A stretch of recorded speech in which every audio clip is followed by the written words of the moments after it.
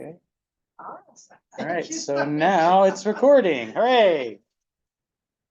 And hopefully it'll work out. And I'll be able to share the recording. I will say on Thursday I'm going to go into a little bit more advanced stuff.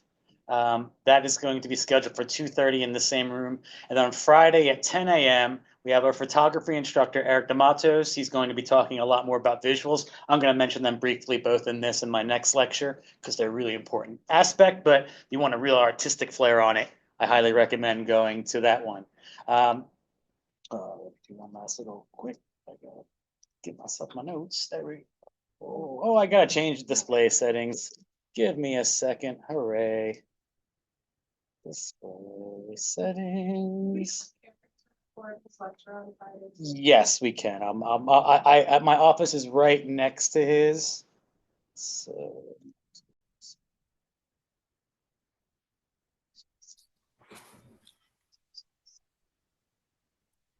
well, I don't think I have many notes anyway. I don't have any notes anyway, so I don't even need the presenter room. I don't know what I'm doing all this for anyway. I don't need presenter. All right, great. So the only one I have notes for is the one I just created. So some of the login information I'm going to present today is solely for the NIC people. Check your own institution for how to log in to Pressbook on your account. I will say another thing for our NIC people here is we have a Canvas shell. The only way to get access is to actually ask for access. So if you're eventually going to start either adapting or creating your own OER, I highly recommend that you email oer@nic.edu and ask for permission. And and if you don't, it's a wonderful resource. A lot of the things I'll talk about are available there. A lot of information and things like that. So very easy. In case you forget my name, I'm Geoff Carr. OER@nic.edu. You don't even remember my name. Send an email there, and I'll be able to get you on that Canvas shell. All right. So, and if you're following along on a computer, like I said, you can take notes or you can follow along in the computer itself if you have a Pressbook account already. The location for the address is nic.pressbooks.pub. Again, if you're at another institution, check the address at your particular institution. And the first thing you're going to want to do is sign up. And that'll give you an account so that you can actually engage with Pressbooks. You don't automatically have one. It's very easy to sign up. I'm going to show you right now. So when you're signing up, you get to create a username, your email address. It's the same, and they'll confirm that it's your email, and you'll have a password, and boom. Now, I will say, like, even for the login, though, which is, again, the same page, NIC Pressbooks, you can notice you can click on sign in when you go there. Even though you create all those usernames and whatnot, if you actually scroll down to the bottom of the page, you can just use your regular credentials to sign in. So even though you do create a username and password, I imagine mine might be very similar, if not the same. I always just make sure I just go down here and click into the way that I usually almost always access. All right, so this is what Pressbooks looks like when you log in. And to get started, really, you're going to want to click in on admin. There's going to be one of two views you get. If you only have one book that you're working on, this is the one that usually show up. Once upon a time, I only had one book. Now I have several. So now when I go there, I actually come over here and click on my books, and I choose which of the books I wish to interface with at that particular time. So here's the admin page of a book itself. So the book that I'm looking at here, Messages That Matter, is the first OER I was able to create. We got all these wonderful little options here as well. I'll even talk about that. That's a very fun one, view analytics later. But that's kind of what it looks like when you first see the page and log in. And now the important thing, where am I going to get all this content for Pressbooks? There's many options. For instance, if you have a Word document, you can, as long as it's deformatted, you can get it in there as well, just by using that old fun copy and paste. If you've already constructed your a lot of work on Word, you can create the content in Pressbooks, which is mainly what I'm going to be talking about today, how to create some good content in there. And there's another option. You might be adapting another Pressbook, meaning you found another OER on the internet somewhere, and that you just want to use that content either as is or eventually you want to manipulate it yourself, in which case you can import that. If you're going to import it, over here on the left-hand side, you can see the import option. So if you have found another OER online, you go there, and then you'll be given this screen. There's many different format types. EPUB, again, I mentioned, so the Microsoft Word, remember I said you could use that as well. You can import a Word document, an ODT file, which is an open office file, another Pressbooks or WordPress XML, or a particular HTML or URL page itself. So you'll choose the file and upload it, and it'll magically import it all into Pressbooks. Magic. So one of the things you have control over is how your material is going to look. And the way you manipulate that will be through the Appearances tab over here. You can either click on Appearance or, as I said in the center, you can click on Change Theme. I forget which one it defaults at. I think it defaults on Malala. But you'll notice like a lot of these are named at like Jane Austen. You got the Bradbury theme. So famous authors and the styles that they use in their Pressbook. I believe I'm using Gutenberg. And I will say it is good to play around with these. Like one thing I found is I ended up creating a number of sidebars. I wanted information to run down the side of my screen. And in some of those themes, that sidebar was really, really thin, as in like it's hyphenating every word. So I sort of played around until I found a theme that gave a little bit more space to that particular sidebar. But you have a lot of flexibility on how this looks. Now, are any of you familiar with WordPress or have ever used WordPress? So congratulations, you're going to know a lot what I'm talking about, because essentially Pressbooks is utilizing an old version of WordPress. They're not using blocks, they're kind of using the version before it for the most part. So if you have comfortability with WordPress, you're going to find adapting and creating OER is quite easy. So like I'm going back, it's like if you notice this looks a lot like WordPress over here. So it functions much the same way. So now the fun part, adding parts. So again, if you imported it, it will import the various parts. But if you're starting from scratch, it's really the same process as well. You'll come over to the organize part, and then they have various things that you can do here. Like they say add a part, add a chapter. And that's because Pressbooks only permits a two-tiered system. So like for my textbook, for instance, what I decided to do is I teach journalism, so I'm all about, I didn't want to overwhelm students with like chapter 1 being like this endless scroll through. So what I ended up really doing is breaking the parts of the chapters themselves, and then each chapter is not really a chapter in the book, it's a subsection of that chapter itself. So it was much more easy, and I sort of broke it down into much smaller topics. So if you're the kind of person that's like, oh, I need my A, then my B, then my 1, then my, you're going to have to condense it into a way that there's only 2 tiers, because they think in terms of parts and chapters. So let's look over here. So like they also have add front matter and add back matter. So what happens? What is front matter? It's all the stuff you find in the front of the book that's very necessary. So I sort of indicated the various things. So if you wanted to include an abstract, you can click add front matter, put it over here on abstract. So it'll be labeled as abstract, and sort of add here. I'm going to read them all now. They have acknowledgments. So you want to give shout outs to all the people that helped you along the way. For the title page, chronology timeline, dedication, disclaimer, epigraph, forward, genealogy, image credits, introduction, list of abbreviations, list of characters, list of illustrations, list of tables, miscellaneous, other books by author, preface, prologue, recommended citation, and title page are the 2 I couldn't fit on the screen. So we have front matter. What do you think another tab's going to be? The back matter, exactly. An appendix, look at you right there, the 4th one on the list. So like you can do the same thing. So if you wanted to have the about the author at the back, about the publisher, acknowledgments afterward, appendix, author's note, back of book ad, bibliography, biographical note, colophon, conclusion, contributors, credits, dedication, epilogue, glossary, index, miscellaneous notes, other books by author, permissions, reading group guide, resources, sources, suggested readings. They'll automatically create those sections for you.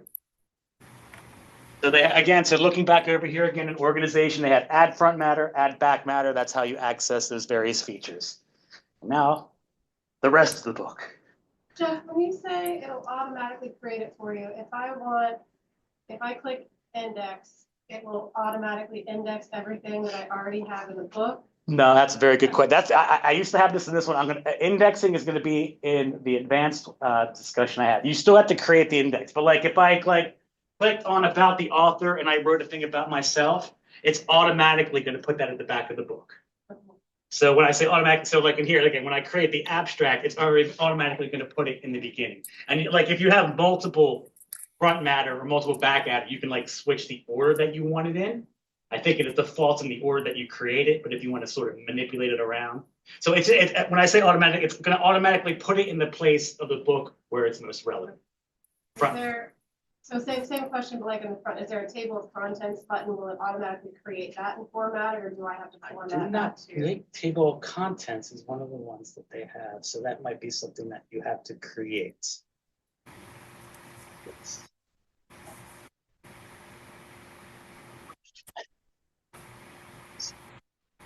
Now, within the body text itself, whether you're writing a part, a chapter, a front matter, or back matter, you're going to notice a very familiar toolbar, especially if you've been in old versions of WordPress. But of course, if you use Microsoft Word, a lot of your favorites are here, a lot of your text manipulation. So in the paragraph dropdown, that's how you can use the various heading sizes. The smaller the number, the larger the heading, as we see here. I just recommend that you make them consistent throughout the book. So if you decide I kind of broke mine up into sections, so I didn't use these as much. But if I decided to put all of chapter 1 in one post, I could see like heading 1 be very useful as I differentiate between the various sections. Now, text differentiation makes it much easier to scan through the pages. And so this is a really uniform way to make sure that you do that. So you have a paragraph box. You also have a formats box, which gives you a little bit more manipulation if you want an indent, hanging indent, not use one at all, right to left, left to right, have tight tracking. Anyone know what tracking is? Tightness of the letter, yeah. Yeah, very light tracking, loose tracking, very loose tracking, pull quotes. So if you want to emphasize a particular quote or something. So you get a little bit more manipulation with your text there. And then right next to it, they have the text boxes. So I mentioned earlier the sidebars. This is where I created them. They have the standard. So they have like either like the standard boxed format. So if you want to like have an anecdote, something that reflects the whole, or just a small little section, you can create a little standard or a little sidebar. And they have various different names. So if you want a shaded box, shaded sidebar. So usually they have like the regular version and then the sidebar version. You know what I mean when I say sidebar? Little bit of text on the side. Exercises. So if you have little exercises you wanted to create as well. Like I said, so even then, remaining consistent, I didn't necessarily believe I had exercises in my book, but I created something called points to ponder for our speech book. Anytime I wanted to directly talk to the student reading the book, because I hate second person. That's one of the things in my adaptation. I took all the second person. Whenever I was like, no, I absolutely need to tell them and use second person, I created something called points to ponder. And I believe I use the exercises, so it would always remain the same color. Because what's the difference between these is they change colors. I forget which color is which, but like one of them might be blue, one's more purplish. But it's sort of keeping that key takeaways, learning objectives. So they got little boxes as well. And so those are within a theme overall. Exactly. It's just a way. So instead of it's breaking up the words, instead of making everything look the same, like learning objectives, for instance. Sometimes at the very beginning, hey, let's establish the learning objectives. And one way to make that looking different from the body text, just go down, click the learning objectives, and it'll create it in that little special, and it'll have that same visual flair. As long as that's, and as long as you're only using learning objectives for that, every time they see that, it sort of cues it in. Oh, I'm looking at a learning objective, or oh, this is my examples box. So, it makes it easier because again, it doesn't make everything look the same. Text differentiation. Oh, love text. Hi, Geoff Carr. Yes. This is Laura online. Hello. Just a quick question. Okay. Where is that? Was that in the glossary section you were showing? Well, this will show up really anywhere. So it doesn't matter. So if you're in the section where you're adding content, whether it's add front content, back content, a part or a chapter, this is going to be sort of like the interface where you're adding your content. So you're always going to see these toolbars. So as you can see, so like right now for the text boxes, if you look at the bar, I circled that. It's a little drop-down menu. I'll go back the other one. So the first one in the paragraph, right next to the bold, if I wanted to add headings, if I just wanted to make it anything besides the basic regular text, I can go here and click on paragraph, make it a various heading. The next one, the format is below that box. And so again, if I was going to indent, I can click on the formats, and it'll give me another drop down. and the text boxes are the one next to it. So really, these are just if you ever want to do something different than your standard text. So maybe thinking about it similar to accessibility formatting, like a Google Doc. Yes, that's the idea because like instead of like whenever you have to create your own bulleted list, for instance, they would prefer that you use the actual bulleted list. Can I see it here, or do I have it covered up? I might have it covered up, but that's the idea. Yes, it's just going to make it more accessible because everything's kind of like grouped the same way. Got it. Thank you.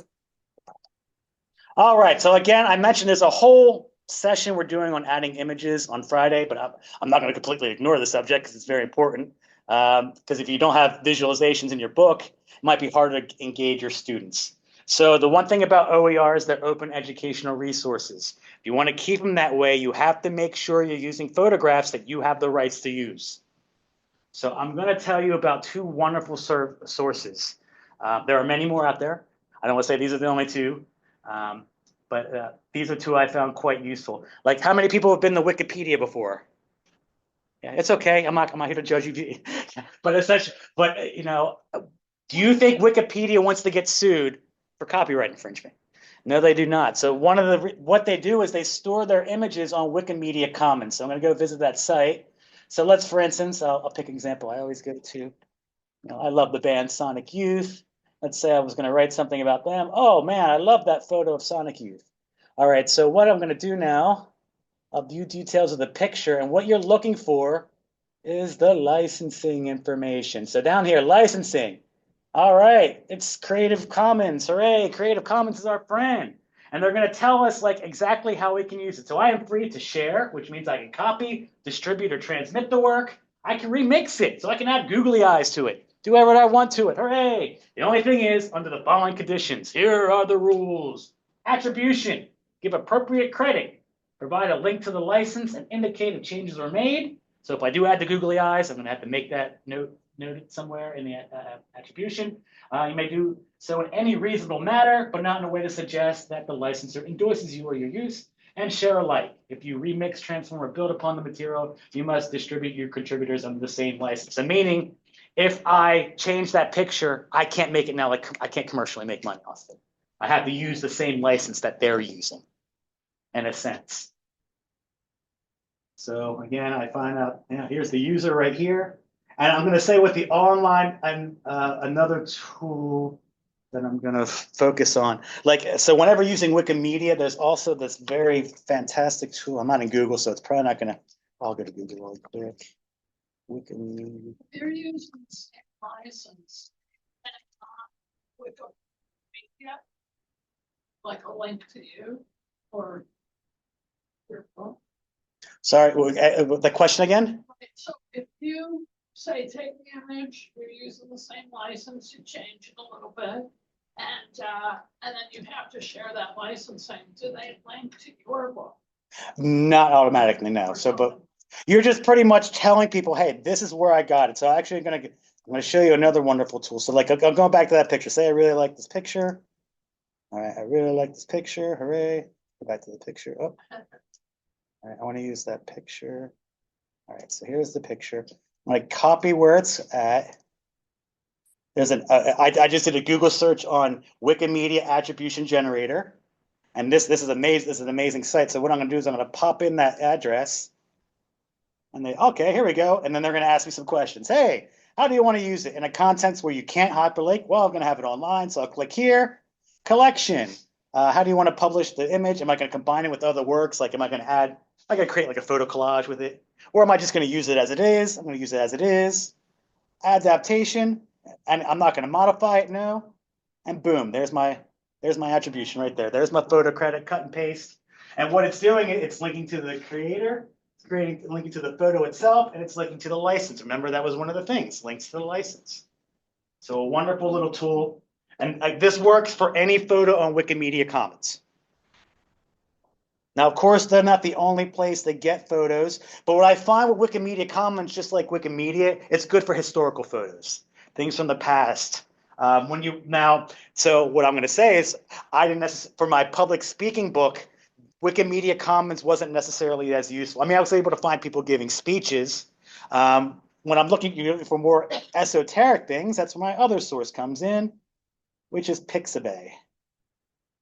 Pixabay, stunning royalty-free images and royalty frogs. Essentially, you read their page and they're like, yeah, you don't even have to attribute them. I do. But they're like, no, these are just free images to use. So like, I'm going to give you a little hint about that. So like, I'm going to write speech, for instance. Now I'm going to always tell you the top ones, these are not them. Look, sponsored images. So these are the ones, these are usually better, but these are the ones they want you to buy. But once you scroll down a little bit more, let's see if I can notice any of these speeches. You know, no, I didn't use that one. I kind of like that one though. I know this one's in my book. I know I use that one in my book. And that's the idea. And so like, hey, okay, you click on it. And then like, hey, what size do you want? Download it. Hooray, what size? I usually go for the largest one because I like that. Oh, there's people in the chat. Someone recommended Unsplash. So again, I just gave two. There's other places like Google searches. If you set the parameters to look Creative Commons only, you can do that. Be a little more careful. Still like really checking on the photo because not everyone's honest about that. But these are two of the ones I checked through. There's also directories that also sort of list all these other places that you can get Creative Commons. But as you can see here, I mean, as you can see right here, free for use under the Pixabay content license. You go there and they pretty much say, yeah, you can use it. I think you can even, I don't want to say you can use it commercially, but that's the, I mean, for the most part, you don't even have to attribute. Again, I do because I want to give credit. What if it's your own picture? Very good question because actually, yeah, I can give show an example of that because I did that. I don't know if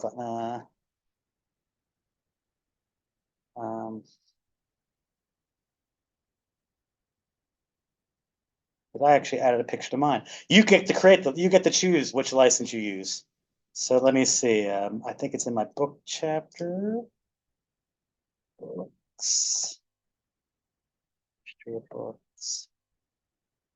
Maybe current publishing trends. Oh no, I'm trying to remember where my independent books. There we go. I took that photo. Source, Geoff Carr, and I set the license, Creative Commons at 4.0. So I established exactly how people can use it. But I was like, I'm talking about independent bookstores. Why don't I go take a picture of the well-read moose? And that's what I did. So you can, yeah. So and then I just pretty much told people how they can use it. So like, let's see how people. How did I say? Let's see how nice I was. People are now free to copy and redistribute me in any medium, any format, for any purpose, even commercially. I'm very nice. Adapt. They can remix and transform it. They can add googly eyes all they want. I could care less. Under the following terms, give me credit. Provide a link to the license and indicate if changes are made. No additional restrictions. So did you then have to create this Creative Commons thing? No, I mean, not really, because again, it's my photo. I ended up taking it. So what I did is I took it, and then when I went into Pressbooks, let me go back. Oh, let me see. Am I logged in so I can edit the page? Oh, I'm not signed in. That's why. If I was signed in. Or that's just a common thing, like the 4.0, you just. Yes, there's many. Yeah, that's the most neatest one. But like, there's like I could have made it so that, like, for instance, our photography instructor who you're going to hear from, he has photos like I want to use, but I don't want people to make money off them. So you can set up that you can't make a commercial. You can set it so you can't make derivatives. You have to use the picture just like this. So that there's a bit more nuance to how you choose. Like that was very nice. I don't think anyone's really gonna ever make any money off that photograph. But you know, I mean, for a professional photographer like him, who's doing a photography textbook, yeah, he's gonna be a little bit more protective of his copyright. Or like I said, even though I said copyright, but of his Creative Commons license and what he's going to allow people how they can use that photo. So how would someone know that someone had used it for commercial things? Well, that's the sort of thing. It's like it's if I have again, it's not like if you use someone's work illegally, they instantly know. But like I mean, there's YouTube, like YouTube. I mean, and videos like at other platforms. Eventually, I mean, they're getting very good at monitoring when other people's copyrighted stuff is going. But it's the sort of thing is not copyright is really enforced by the copywriter. Sometimes they'll let you get away with it. Congratulations. But when they come in after you, they have the rights. Like I do college media and I go to the when I go to conventions, the law, there'll be students who they'll go on the internet and they'll find a picture of a refrigerator and they'll put it in their article. And then months later they'll get There's code. Sometimes there's like people that embed code so they know when it's being used, and then they suddenly receive a bill. You have to pay us $900 for using this work, and you know what? They have to pay because they don't have the licensing rights for it. Like never use Getty Images. Unless you're subscribed to them, because that's their whole livelihood, selling photographs. So if you just take one of their photos and put it on your website or in your book, you're going to hear from them, and they're going to give you a hefty bill because that is how they make their livelihood. So that's the one thing. Like I love thinking visually, but the thing is, like I just can't use any photo. Like when I go to Wikimedia Commons, I usually like my example is LeBron James. I could find thousands and thousands of really good LeBron James photos on Google Images. I'm not using any of them because, I don't want the people that own those photos to come after me. Miley Cyrus has been sued and lost for posting photographs of herself on social media because she doesn't own the rights to those photos. The photographers do. So you have to be careful with the imagery. That's why I like the sources I tell you, they're safe places to go for this content. Oh, no, fine. No. Pictures that are in textbooks. Well, that was the thing. Like, so when the first book I adapted was Messages That Matter. They get the rights for those. So like there were a bunch of pictures in that original textbook. I had to strike them all. So, and actually my textbook is a lot more, I don't know, I don't remember many pictures, but like all the graphics, that was the main thing is we owned the words, but they had secured the rights for all the images. So like that's some of the cost of the textbook is going into making sure that they have the rights to use those photographs. Sometimes they're also using Creative Commons works as well and things like that, but generally they have to get the rights to use those. So I'm thinking like we have instructor resources and then we'll have things, but then we couldn't take that resource and adapt it into this. Unless you can find the Creative Commons equivalents. Like there was one, like I know one that was creative. It was a famous Abraham Lincoln meme. You don't believe everything you read on the internet just because there's a picture with a quote next to it. It's kind of a popular meme, and that was in our original textbook. I recreated it because that Abraham Lincoln photo is actually in the Creative Commons. So yeah. So some of the illustrations, but like. So it's just making sure that you protect, because again, especially when you're using Pressbooks and these platforms that are open educational resources, you might start running into problems if you're using photographs that you don't have the license, because then, you're trying to make sure you cover all your bases so people can't come after you and say you owe us money for using this resource. Oh, no. So do I need to be doing this for like my lectures? Not necessarily, no, because like again, a lot of the times the photos like we use are fair use. We're using them for educational purposes. The only thing is we're not distributing our lectures on the internet. It's like, frankly, I'd be in a lot of trouble because I really embellish with a lot of visuals. I just take my photos willy-nilly. I'm not necessarily attributing them, but in fair use, I'm using them for educational purposes. Now, if I tried to record and sell my lectures, that's when things would start getting a bit more problematic for me. Thank you. Well, again, how would they? They would have to send people all across the country to attend college lectures just to watch their slide. Oh, they're using our photo. Yeah. So again, they could process, but again, we have the argument of fair use. But like again, when we're saying OER free books, like People Magazine might have paid $10,000 for that cover image. You popping it into the OER, they're going to fight against it because they have the license for that particular material. It's mainly about because you're trying to share it beyond the scope of your classroom. So did I catch a comment earlier where you said if we pull in a book that we're adapting, we can't necessarily keep their images? Oh, no.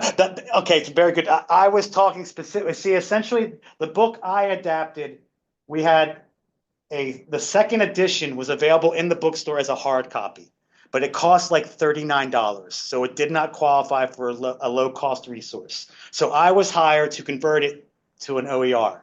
So like in that case, because it was the book publisher had paid for all those rights for those photos, it wasn't originally an OER, but we owned the words, which I changed significantly because I'm a copy editor freak. I didn't bring the edition. You can see I did put a lot. It says the same thing, but it says it completely different now. But the visual information, no, I didn't get that. I was given a Word document that had the words. So you adapted it. Yeah, so exactly. So that was a very good question because I don't want to get the fear that you can't use the pictures in the no, because again, if the OER did it right, The one I'm working on now kind of did it right. It didn't always it didn't necessarily attribute all the pictures, but if they did it right, you'll be able to do that. All the pictures will be marked as they should be, and you can sort of verify by clicking on those. Okay. Hi, hi, Jeff Carr. This is Laura online. I have a question about that. Okay.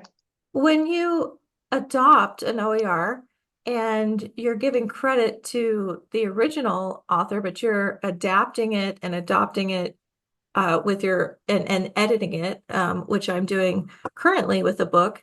Can you show me the front matter? What does that look like when you're giving credit, but then you're also, again, going to, how does that, are you then the creator of that work moving forward?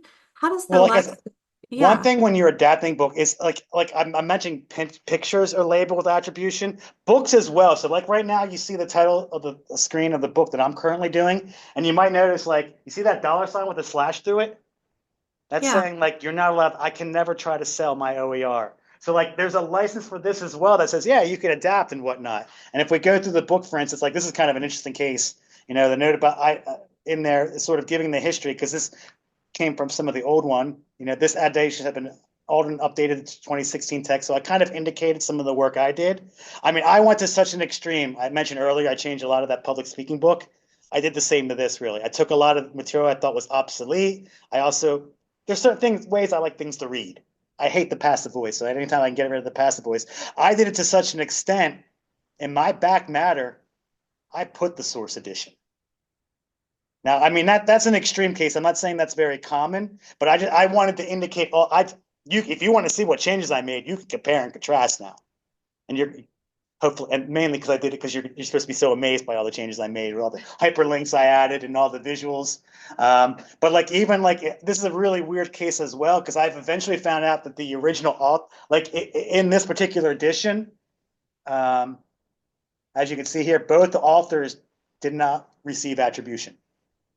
It's funny, like acknowledgments. They have all the acknowledgments here of all the people about the author, unnamed author. So they kept all their credentials, but they removed their name. And I've since found out they are now republishing the book and have sold it. Yeah, which really, really yeah. So and I had that book and I've locked it away. I'm not even allowed to look at it. I don't want like any wow. ideas that that they think I'm copying from the newest edition. Again, that's a very fringe case, very, very unusual. Hadn't really heard about it much, but that's the idea. So like as much as I'm talking about the licenses for these various particular works, and now the individual work as a whole will have a license. Now, generally, if they're OER, it'll be yeah, you can adapt to see fit, but there could be OER that says, hey, you can use this, but I don't want you changing anything. So it's just really just making sure you take a look at that license that's attached to the particular OER. But like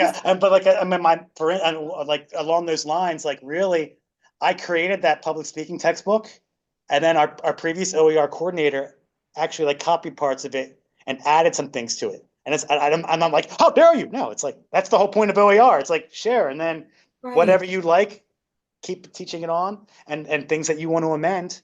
It's really your creative license. We have another math instructor here who's taking an OER that they're using for Math 15, and she's adapting it to fit more her teaching style. So it's really about picking and choosing the one. And then again, but like I said, I think like I can't really. I think I'm with my mass media book. Yeah, I can make all the changes I want as long as I don't change the licensing. That's more restrictive than the original one. Okay, so if I'm understanding this correctly, I am then the new author as long as I give credit to the old author because I'm making a lot of changes. Yes, I And, mean, like for and, instance, I'm going to put my name on this. I mean, yeah, it was my summer project, and it's going to be my next summer project as well because this is the first summer project I never finished over the summer. I'm kind of amazed about that, yeah. but like that's the And idea. But I'm not going to I'm going to probably name myself the editor, and I'm keeping as you can see, I'm keeping these pages that like keep the history of the book alive. I'm linking to the original material, but I'm also demonstrating. Yes, I mean, right. I did all this work on this, so. Because I like the way that it's laid out and I like most of it, but I need to update a lot of it. And most of the images are not, don't have credits. So I have to go through almost all of it, right? Yeah, and like I said, I mean, So, I found other people using this very same book. I'm just trying to make the best adaptation of it possible. A lot of them were Okay. just copy word for word, but like now it's like, no, I'm updating it. I'm adding new information because this book I'm using, the oldest information that was in there was from 2011. A lot has changed in mass media since 2011. So like I've been adding a lot of new content. I've been going crazy with hyperlinks. Like, I mean, I'll just Okay. give you an example. Let me see. Like I'll go to my so you can see all the hyperlinks. And then if I go to the very end of the book, so there's, well, let me see, 1.2. So there, 1.2 starts here. Different picture. There's no hyperlinks. And the information changed a little bit as well. So, and that was just one example. Like, I mean, I was just trying to make sure it's as visually arresting as possible. Hyperlinks that link out to relevant material. So yes, I've kind of making it my own now. But even Okay. like that mass media textbook, if you look at the attribution, the author is Josh Meisner, who wrote the first and second edition. I'm just labeled as the editor. And there's no difference between uploading a book and cloning a book. Correct. That's kind of the same idea. You can yeah, you can either import it as the file or they also use the language sometimes. Usually I think they only use the term clone when you've chosen a book that's in Pressbooks. There are other platforms out there, but generally when you can save it as an EPUB, that's one of the files. So like that's how you import a file. But if it's a book that's on the Pressbooks network, you can just clone it and it'll come in exactly as it is on the other end. Okay. I know someone on campus, Audrey Bourne. She's cloned a book. She wants to keep it the same, but she was afraid like the original would get changed. She's like, oh, I like this version, so she just cloned the version. So in case the original author does decide to change it, she still has that version that she really enjoys. Thank you so much. In our case, what we're interested in doing that is developing, not adapting from another textbook, but making our own. Oh, that's creation. Different. Well, again, you'll get to set the licensing. Like for instance, you could be like, you know what, you can't change any of these words. If you want to use it, you got to use it as is. So like you get to choose the licensing, and like if you join the OER Canvas book, we do have a little section that explains the various like licenses. Like usually it's whether or not you like commercialize it. If you want derivatives, those are usually like the main. So like you have a bit more control. But part of the beginning of the book itself is really, if I go back, is If we make it OER, do we have to make it, does that make it automatically public so that every dental hygiene program could see that OER? Or can you keep it in your own programs? you could like for instance, I've mentioned my mass media book. Right now, the only people who have access to it are the people who have that address because it's still a work in progress. Like right now, like if we go like for instance, right now, if we go to exactly. I mean, we eventually we would like. I mean, the whole idea is to share these resources, But like, for instance, if we go to browse our books, NIC currently has 3 OER. Learning Digital Photography from Eric D'Amatos, who's speaking on Friday. We have Delving into Writing and Rhetoric by James Devlin. And the very first one was the one I was responsible for. Again, authors, they still gave the original author, James Miser. I'm just the editor. That's the idea. So like, and there's other directories as well. So like, there's this little button we click that sort of switches over. So like if you created something, boom, it can show up here. There's other directories as well. And like I'm gonna get to it eventually. Yeah, check it out. But like we're gonna sort of talk about one of the things is analytics. And like they have a little button you can see like where people are accessing your book. There was a community college. I don't know if it's a community college. There was a college in California that was using this. At least one of the classes. Yeah, that's the idea. So like, because it's out there now, and the people can adapt it as well. Like even though I didn't add as much, I'm going to talk about H5P. I didn't really add many of those. I really should have. Those are little interactive exercises. So right now you could say, oh, this is a great book, but I want some H5P, which is what Teresa Huff, the previous person in this position, did. She took this book, chapter or two, and just added some activities to it. And then that was her version that she was using as she gave presentations and conferences. Am I mad? No. She took something and she made it better. Exactly. That's the idea. So if you don't want other people to use it, commercialize it. Like again, maybe I'm trying to encourage people to use OER, but like that's the idea. I will say we there are financial incentives to create OER. We do have money set aside, but like if you're trying to commercialize it, OER is not going to be the direction. Commercializing, but it would only be pertain to our clinic. And that's fine, yeah. Other people could use it, but like, because I found books like lab manuals from other schools, so that you can write something specifically for your students. Other people might use it and like change it. It's just like I'm giving this lecture. It's really for NIC faculty. I should have the NIC login, but we have people from other schools that are watching now that, oh, we're on Pressbooks, so we can just ignore that part, and this part's still relevant to us, you know, because they'll look for the things that they can keep, and they'll create and change the elements that they need to change for their own platform. So way back, when you said you own the words, or we own the words, who is you or we? North Idaho College. Okay, because you're doing something for them. Yes, I mean, essentially, it was the communication division, the public speaking course here. They mandate all the courses use the same text. They try to keep, and like everyone gives 3 speeches, so like it was sort of mandated. There's a lot of sections they didn't want to get like one teacher teaches it this way. You know, they just decided if you're teaching public speaking, this is how you teach it. And I mean, there's flexibility in the assignments you give, but everyone gives 3 speeches: speech to inform with visuals, motivation to action. And so that it was sort of mandated. I mean, like I know there might be some class here. Oh, you have flexibility in the textbooks you choose, but that was just a decision from them. Everyone has to take it, and they just didn't want. They tried to provide a uniform experience, so they created this book. So they originally paid Josh Meisner to write it. You know, so they own the work itself. If that makes sense. That's usually that's usually how it goes. Yes, exactly. Again, because they're always trying to keep the cost down low. Instead of buying like a $150 textbook, they got it down to $40. Then like, hey, we can't be low cost unless it's 30. How can we do that? 3rd edition. Well, make it an online book. And that's where I came in, copy edited, and hopefully they'll stand the test of time. Now, once you create this and you're loving it, but a student just needs it in like the paper version, is it possible to then print it out? To make a book? That's what I was. Download this book, digital PDF. Intended. Oh, or print. Yeah, print PDF. Yeah. So yeah. To know you are that person to us. Can you put videos? I mean, I link to videos. Yeah, I mean, Okay. You can't like embed them within the book. yeah, I mean, because I have hyperlink. Well, like, I mean, yeah, I mean, you can. Let me see. Oh, actually, I know what chapter it does. Motivate to action. It's this chapter.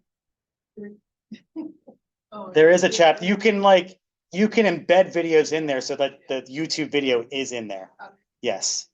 All right. So Pixabay more esoteric. Let me see if I go. It's probably covered up, but one of the buttons. Well, and I'll also get to more about that, like if you know HTML as well. You know, so if you copy and embed code, I'm going to go talk about more of that in my advanced thing because, hey, the visual mode, what you see, what you get. Yeah, but sometimes, and I'm really glad my very basic level of knowledge of code has gone so far in my OER creation. But that's my other lecture.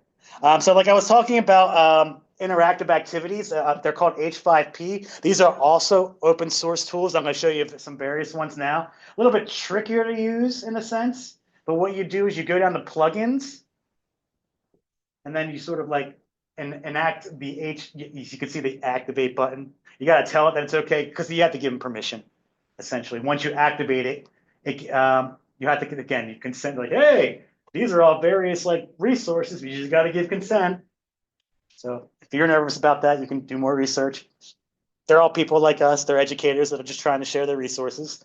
But you give consent. And so here are the various H5P that you can, and these are much like photographs. If you find an OER that has an H5P that you like, you can just take it and use it in your book and change it as you see fit. So what an H5P is? It's an exercise, a fun activity. Yeah, so he's for interactive video, a course presentation, multiple choice questions, quiz, fill in the blanks, drag the words, column, drag and drop, image hotspots, accordion, dialogue cards, single choice set, memory game, flashcards. Yes, like I said, like I said, so like public speaking, I can go to other public speaking textbooks, see which H5P, and if I find one I like, I can just steal. It's the wrong word, but I use like, oh, get it, boom, put it in mine. I can leave it as is. I can change it up as I see fit. But these are various tools. I haven't got to the one I have in mind. Image slider. I've used that one. It makes the images really big though. Well, maybe it's because I put really big images in. I don't know. It's kind of very big. Iframe embedder, audio, so you can upload audio recordings, essay, image sequencing, hotspot, speak the words. I know there's a QR code, timeline. I created a timeline, and it's timeline JS. I did the history of mass communication inventions. So it's putting in the code, and you're putting word. Yes, depending on which one you use. Like timeline, I actually used an Excel sheet, and the great thing about if you go to their webpage, they have an example timeline, women in computing, and then they say here's what the sheet looks like they used to create this. So I looked at their women in computing timeline. Oh, that information goes there, that goes there. So when I created mine, it was then boom, upload it just like that. So yeah, different tools have different ways to use to create them. Like the image slider, upload image. So the individual thing itself will tell you. So you would click on the one you want, you'll get it, and then it'll give you instructions on how to use it. Find the words, you can do crosswords, and image juxtaposition, summary, image pairing, audio recordings, dictation, guess the answer, collage, personality quiz, charts, interactive books, you get QR codes, advent calendar, I was in beta, crosswords, sort the paragraphs, image choice, Cornell notes, scavenger, game apps, again, lots of stuff. And again, you can create your own. So I want a scavenger, and I'm going to create it from base. I'll just pick one I have no more. I don't know what it is. An information wall. Let your students choose an exercise on a game map. All right, great. I want to do that. So I can create my own map where I can find one someone else is using and use it as a template itself. All right. And then you'll upload the material there to create your own. And then really when you're adding it, so once you create it, you have to create it over here. You upload it, so now it's available in your course. And once it is, you'll click on this add H5P thing, and then boom. So when I created my image slider, I created it in that previous slide, and then when I hit here, it gave me a list of all the H5P that I had uploaded, clicked it, and it inserted into my body text itself. All right, so we're talking about licensing a lot. So again, in the book, in the very beginner, when you put the title and all that, it's going to ask you for the license. And so again, the various things like non-commercial is NC, non-commercial, no derivatives, attribution, non-commercial share alike. So there's little caveats. You can just make it CC, just give me attribution. But sometimes you want to get a little bit more nuance. Again, photography, photography wanted non-commercial. Don't you be selling my photographs. I want to sell my own photographs. And that's the idea. Or you can just set it in the public domain if you really wanted to be open. All right, so various things I found useful. So again, you'll be writing in here, but remember I mentioned that thing about sidebars? Well, when I was writing in here, they look fantastic. When I clicked on preview and saw what it would actually look like, I realized, oh, there's a problem here. So it's always good just to make sure everything you've written and devised over here looks the way you want to hear, essentially, because I had a lot of pictures as well. So I hate it when I have, when I do it, when I have my picture's so big, the text ends and the picture's still going on. It's oh, I should align that to the left or to the right so I can give more space and make sure the visual aesthetics of the page look the way they should. Again, I mentioned view analytics as well earlier. So if you would just want to see how your book's doing, I don't know if I liked you. Oh, I did. All right, sweet. I did link here. So let's see how my book. Oh, here's an example. I'm logging in through NIC. Instead of writing my username and password, and since I'm already logged in, boom. All right, let me try that again now. Now that I'm logged in. Let's pick that again. So yeah, we've had 3,000 total visitors, 16,000 page views, 116 real time. We can sort of trend. And down here, refers, that's what I'm interested in now. Hey, it looks like Blackboard at South Metro TAFE.washington.edu. Concordia, Chat, DuckGo, these are various places. SJSU,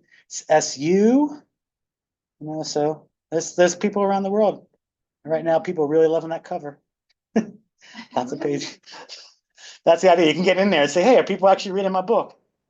And This is the last month. People reading it. All right, I feel good. There's some chats. Let me see here.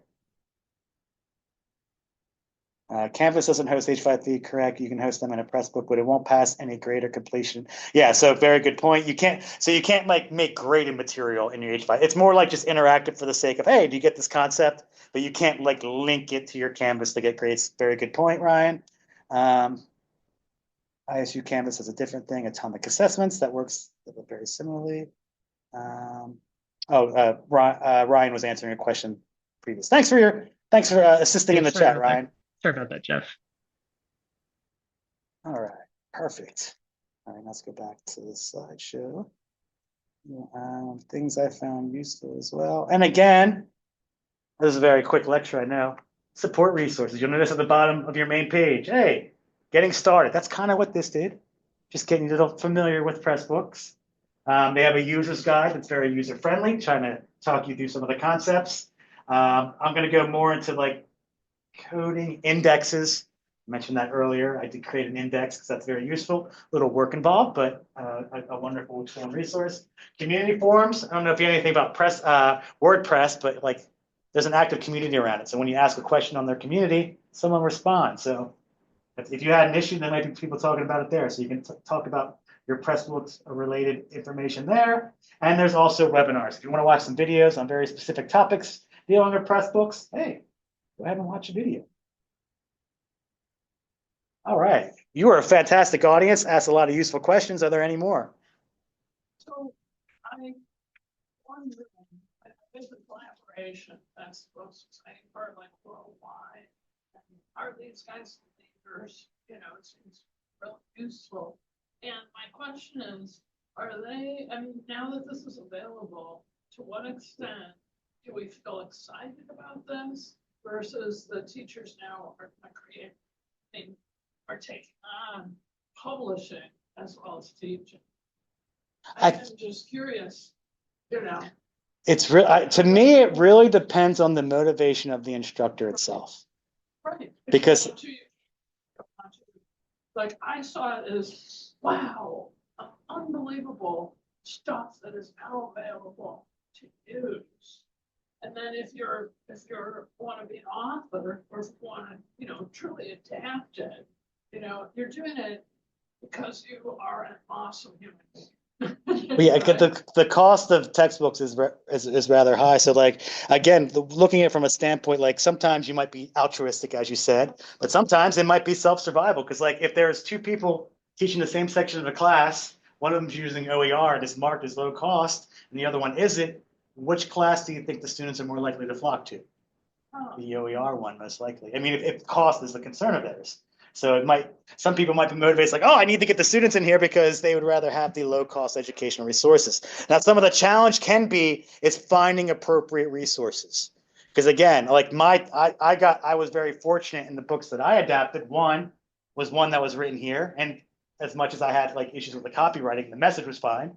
I just had to like, I thought I did try to do my best to present it in the clearest and most concise way, and added some visual elements and whatnot. But the textbook I have, again, I could have been real lazy, say, oh yeah, we're using this OER. And I can tell you, it took me a while to find that. But like when I found a regular like size, a lot of them, like I teach journalism and I haven't really found one for my media writing class. They're all some very small little modules. And I can go through maybe and find like enough little modules and combine them all to one big thing. But when I found this big textbook, yes, it's awesome. But it's also from 2011.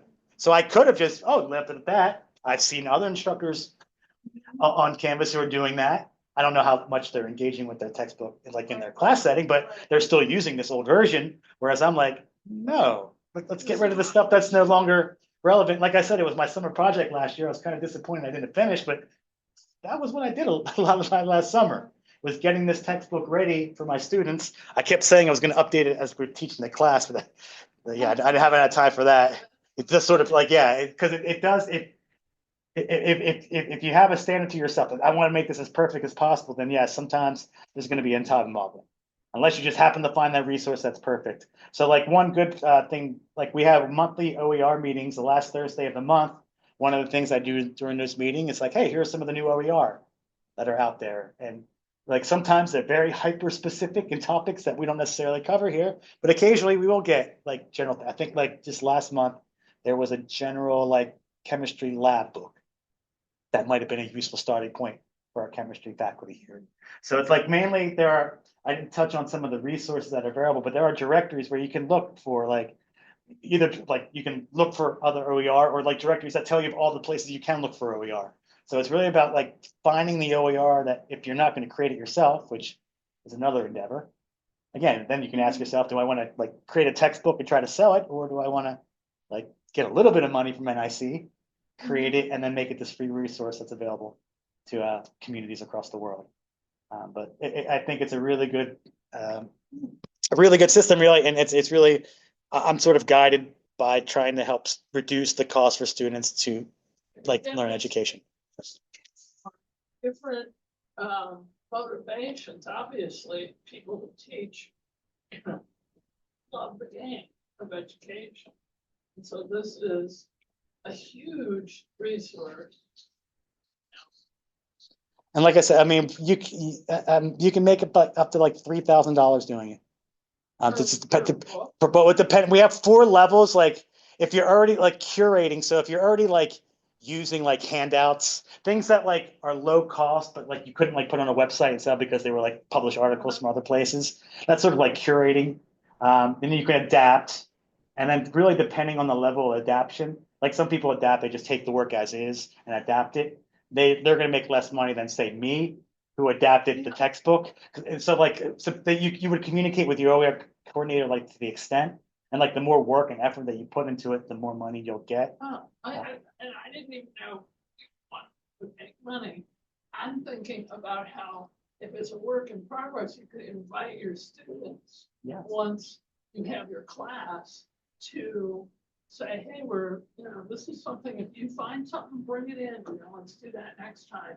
And everybody brings in. Yeah, you can make it a collaborative effort. Might decide to add it, for the good of the company.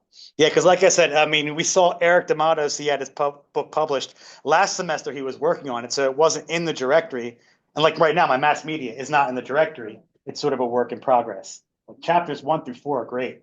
The rest, they're not terrible. I took all the obsolete stuff out. I just haven't finished adding all the stuff that I want to add yet. And so that's why I'm not sharing it with the public yet, because it's not as flashy and shiny as it yet. But once it is, out to the public it goes. And then I move on to my next project, which is for my media writing class. All right. Well, I think we're just about out of time. Again, I will be meeting Thursday at 2:30 for some more advanced stuff to look in here. And a lot more. I don't think the session's going to be as long. So there's going to be a lot more opportunity for asking questions. So if you're here and want to learn more, I recommend that you create a Pressbook account. And so that way you can actually get into Pressbook as we're talking and start experimenting with some of the stuff yourself as we go along. Thank you for your time and attention, everyone. How's it being used nationally? Are we? Nationally,